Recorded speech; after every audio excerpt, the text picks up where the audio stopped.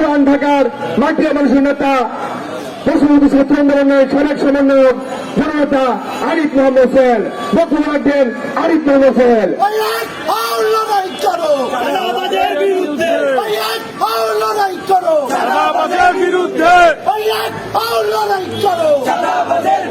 সংগ্রামী ভাই বোনেরা, আপনারা জানেন 5ই আগস্টের পরে ছাত্র জনতা সারা দেশে ট্রাফিক পরিচালনা করেছে, সারা দেশে তারা নগর চালিয়েছে, বন্দর চালিয়েছে, গ্রামে গঞ্জে বিভিন্ন দায়িত্ব পালন করেছে।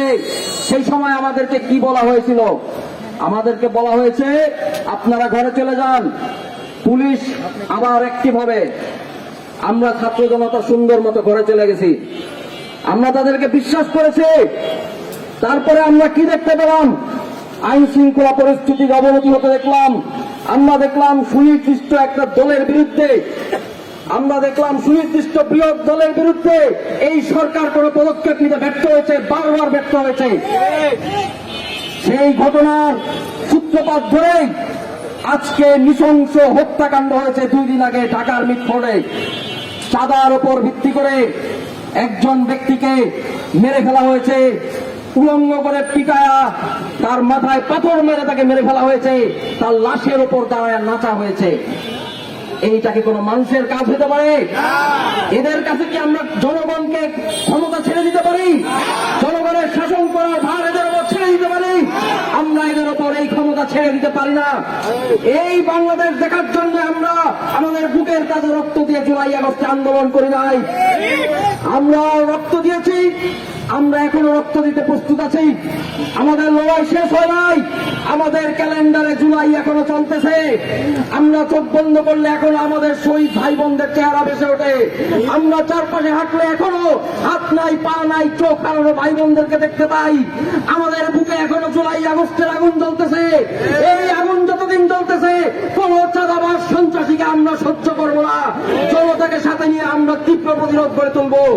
আজকে চকবাজারে দাঁড়ায় বলতেছি, এখানে দোকানদার সহ যত ভাই আছেন, চাচারা আছেন, কেউ কোনো চাঁদা দিবেন না। কোন চাঁদাবাজ আপনাদের কাছে গেলে আমাদের কাছে আসতে বলবেন, তাকে আমাদের কাছে এসে বুঝে নিতে হবে কোন চাঁদা তারা বাংলাদেশের মানুষের কাছ থেকে চায়, কিসের অধিকারে চায়, কিসের অধিকারে তাদেরকে চাঁদা দিতে হবে। তাদেরকে আমাদের কাছে পাঠাবেন, আমাদের কাছে এসে তাদেরকে জবাব দিতে হবে।